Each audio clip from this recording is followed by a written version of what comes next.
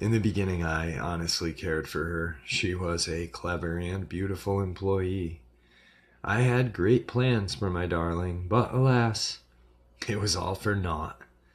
She discovered my secret, so I had to slay her. Upon seeing her last thoughts, I feel less guilt at her murder. I am sure she would have wanted this, so, without further ado, here, my friends, for your entertainment are the last thoughts of my little red fox. My head throbs as I lie in tepid water, staring at the grimy ceiling above. I have memorized every crack and imperfection on the once pristine surface. When I was a child, I used to look for shapes in the cracks and dirt. Even now I can see the vague shape of a round and jovial-looking bear sitting upon a fallen tree. I know full well that looking for patterns on the ceiling is a silly and childish attempt to distract myself from the situation at hand. Just like the drinking, I should have never fallen asleep in the tub, even if I didn't expect to wake up. I am late, or I would have been, if I still had anywhere to be. I recently lost my job, and let's just say my boss doesn't treat former employees all that well. I stand up, bringing on a wave of dizziness and nausea. Inky spots flood my vision, and I collapse to my hands and knees upon the cold, hard floor. I barely make it to the toilet before a wave of acidic bile forcefully ejects itself from my body. I choke and splutter, spitting up a thin and acrid stream of fluid. I really did have too much to drink. I pull on my damp and smelly clothes from the night prior, not even bothering to towel off first. They will be coming soon, since they hadn't already. Without the alcohol inhibiting my judgment, I find my will to live beginning to return a bit at a time. Everything feels sluggish, but I have to go. My shirt clings to my soaked flesh as I throw my necktie in the trash can. The damn thing always felt like a leash when I was working for them. And when they fired me, it became a noose. I am going to cast my old life aside. I am going to live. I stumble out of the bathroom, forgetting my shoes. No, it doesn't matter. I have to go. To get out. They're coming. Oh God, holy shit, they're coming. I hear a car pull into my driveway. I wonder if the sound of gravel crunching under the tires will sound anything like the sounds of breaking bones. Will they shoot me first? I don't want to find out. The woods! I will go to the woods. I head towards the back door. I hear a polite knock at the front door. I make a dash for the exit. Pain, blinding pain in my foot. I stepped on a broken liquor bottle. I limp onwards as the knocking grows more impatient.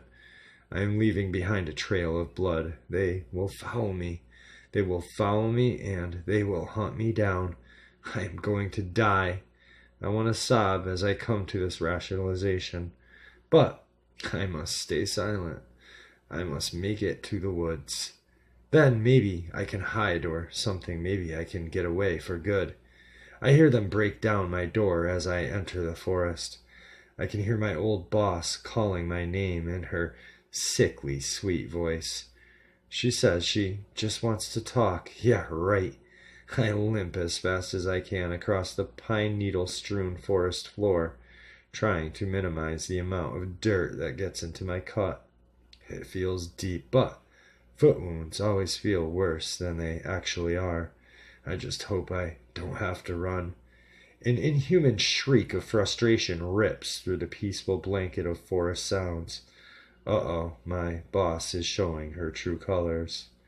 I hear a horrified shriek of one of the soldiers who she brought with her. Wow, she must be pissed. She rarely kills her own men unless she fired them, of course. I guess I was always a special case to her, now that I think of it. She always had great plans for me. I think she may have even grown to love me. No, love isn't the right word. It's more like ownership. She would buy me pretty things and give me special treatment over everyone else. She even gave me a pet name. She called me her little red fox due to my long red hair. This may sound like kindness, but it honestly disturbed me. You see, it was all empty.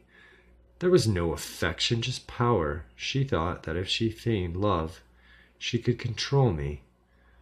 That charade only lasted until I learned the truth about her. That was when she realized no amount of manipulation could control me. She told me that she would kill me in no uncertain terms. She then fired me. That night I went home and drank myself to sleep in the tub. I expected her to kill me in my sleep. I didn't care. Now I see her game. As I run through the ever-thickening woods, I am like a fox being pursued by hounds. I am terrified and desperate, with little hope for survival. She can smell me, I just know it. Like a patient hunter, she is giving her little fox a head start. When one meets her, they don't think she is a monster. They don't think she eats the flesh of humans. They don't think she revels in sucking the liquefied brain matter out of their busted skulls, learning everything they know. She will probably humiliate me by posting my last thoughts on some website. I should have just waited for her in the bathtub like I did on the night when I learned her true nature. I should have waited with a knife in my hand, ready to cut the bitch down. I remember how she came home. She had a man with her. I watched in horror as she cracked his skull like an egg and slurped out his brains like soup. This is what I realize as I hear a distorted chuckle resounding through the trees. A scream escapes my lips as she pounces from above. Her eyes are merciless and triumphant as she pins me to the forest floor. Before she kills me, I hear her whisper, "Caught you now, my little red fox."